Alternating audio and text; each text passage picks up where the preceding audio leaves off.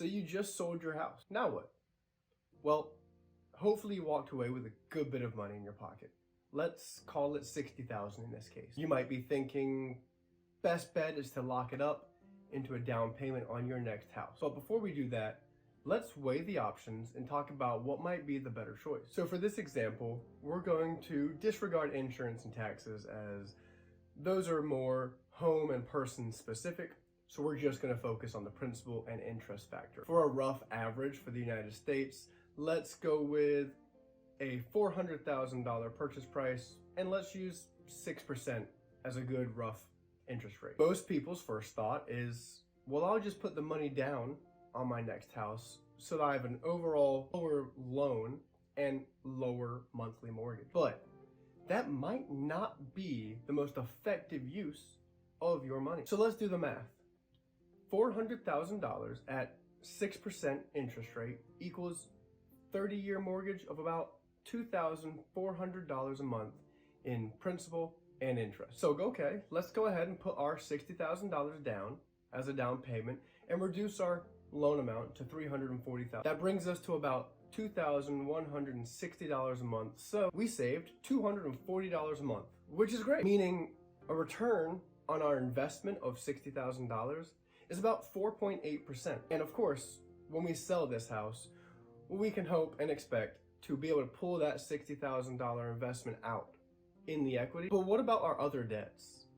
Credit cards, car notes, personal loans. Let's take a look at this buyer's liability summary, which is a breakdown of their credit report, total debt, and minimum monthly payment. As you can see from this, there's a good variety, and I can go ahead and tell you that the interest rate on these credit cards are about average, around 22% being the national interest rate average for credit cards. And they have a decent rate on their vehicle loan, below 4%. But look at those monthly payments. So let's do our new scenario. Take our $60,000 profit and let's knock out 1, 2, 3 debts. Now, yes, your principal and interest on your mortgage is still going to be $2,400 a month at the $400,000 mark. But by knocking out these shorter term consumer debts, we're saving $1,455 a month, which is over 6 times the savings versus putting a down payment on that new house. Now, let's talk about from an investment stance.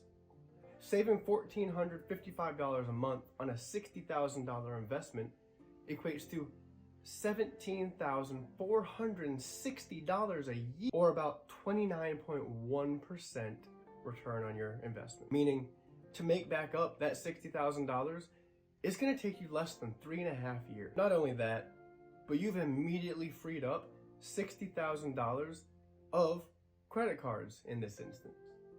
Meaning you have immediate access to that money in case life happens, emergencies happen, and you need quick, immediate access to those funds.